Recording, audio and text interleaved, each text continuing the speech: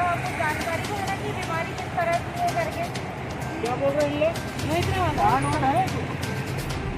ये हमें अरे कार्ड बनाए थे मथुरा में। हाँ कहाँ है कार्ड बना? डिलीवरी है ना ऑपरेशन। कहाँ काम करती है क्या? नहीं मैं उसकी बड़ी वाली हूँ। इसमें खड़ा हूँ। हाँ अभी कर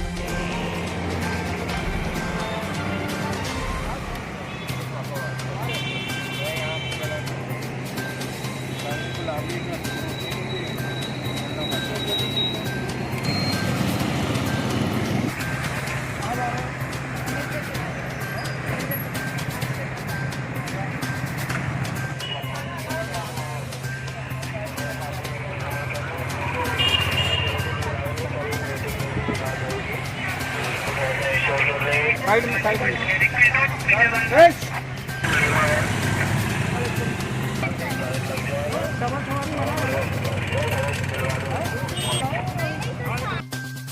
hello everyone, I am Pooja Kathuria, आपकी wellness expert. Welcome back to the show. क्या आपने न्यूट्रिशनल पॉइंट ऑफ व्यू से कभी सोचा है कि लेडीज को स्मोक क्यों नहीं करना चाहिए? और दूसरी बात है, नमक ही क्यों आयोडाइज्ड होता है, बाकी चीजें क्यों नहीं? आज मैं आपके साथ आयोडीन से रिलेटेड इंपॉर्टेंट इंफॉर्मेशन शेयर करूंगी with proper research and study. आप पूरा वीडियो देखिए, आपकी पूरी फैमिली के लिए बहुत बेनिफिशियल होगा। थायराइड ग्लैंड में होते हैं दो इंपॉर्टेंट हार्मोन्स, T3 और T4। 3 और 4 का मतलब है नंबर ऑफ आयोडीन मॉलिक्यूल्स जो ये हार्मोन के साथ अटैच्ड होते हैं। जब T4 T3 में कन्वर्ट होता है थायराइड ग्लैंड में, इसमें आयोडीन का बहुत इंपॉर्टेंट रोल होता है। जब ये कन्वर्जन होता है तो बॉडी का मेटाबॉलिज्म और बॉडी का टेम्परेचर कंट्रोल्ड रहता है। ये बहुत ही इंपॉर्टेंट कन्वर्जन रहता है बॉडी का टेम्परेचर और मेटाबॉलिज्म मेंटेन करने के लिए। अगर आयोडीन की मात्रा हमारे बॉडी में कम हो तो हमारे थायराइड ग्लैंड को ये कन्वर्जन करने के लिए 2 से 3 गुना ज्यादा मेहनत करनी पड़ेगी।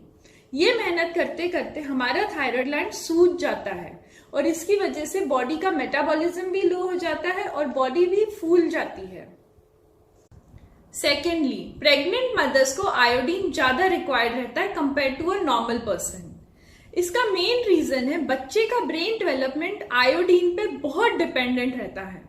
अगर मदर आयोडीन में डेफिशिएंट है तो बच्चे को मेंटल रिटार्डेशन, फिजिकल डिफॉर्मिटीज और उसका आईक्यू भी 15 से 20 पॉइंट कम हो सकता है।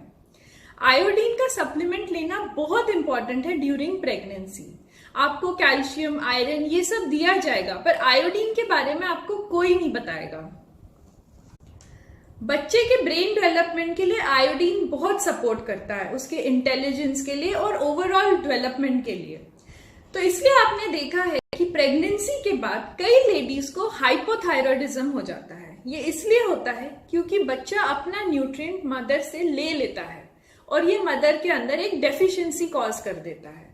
तो इसलिए हमें आयोडीन का सप्लीमेंट लेना बहुत इंपॉर्टेंट है।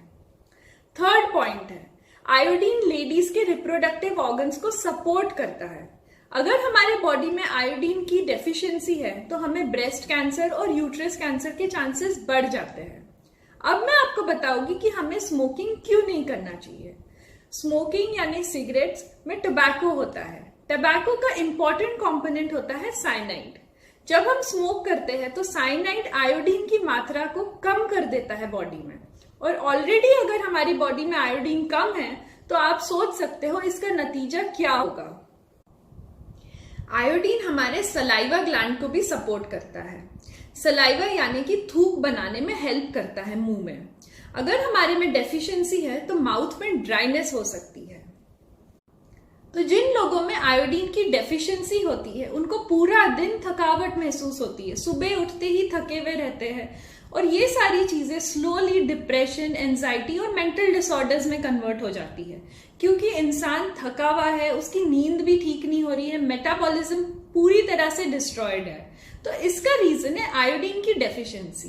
पर हम ऐसे केसेस में हम लोग थायरॉक्सिन दे देते हैं या एंटी डिप्रेसेंट्स दे देते हैं, तो जो इंसान बीमार है उसके थायरॉक्सिन के डोजेस बढ़ते ही चले जाते हैं, वो डिप्रेस होने लग जाता है, कभी भी उसको रोने का मन करता है, डिप्रेशन में चले जाता है, सैड फील होता है। तो हम लोग रूट कॉज पे बिल्कुल नहीं जाते हैं। आपके साथ डिस्कस करूंगी कि हमारे बॉडी में आयोडीन की डेफिशिएंसी क्यों हो रही है। पहला रीजन है कि हमारे सॉइल यानी कि हमारे मिट्टी उसमें आयोडीन नहीं रहा है।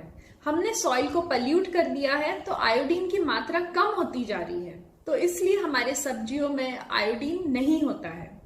दूसरा रीजन है हम लोग लो सॉल्ट डाइटिंग करते हैं, उसकी वजह से भी आयोडीन कम हो जाता है। नेक्स्ट रीजन है एक्टिव और पैसिव स्मोकिंग। जैसे मैंने आपसे पहले डिस्कस किया, स्मोकिंग की वजह से आयोडीन की मात्रा बॉडी में कम हो जाती है, इसलिए smoking is very injurious to health. Lastly, pregnant ladies और लेडीज इन जनरल को आयोडीन बहुत ज्यादा रिक्वायर्ड रहता है, बट प्रेगनेंसी के बाद आयोडीन की मात्रा कम हो जाती है। तो इस टाइम पे हमें ऐसी लेडीज को सपोर्ट देना चाहिए, अवेयरनेस लानी चाहिए कि आयोडीन इनके लिए कितना इंपॉर्टेंट है।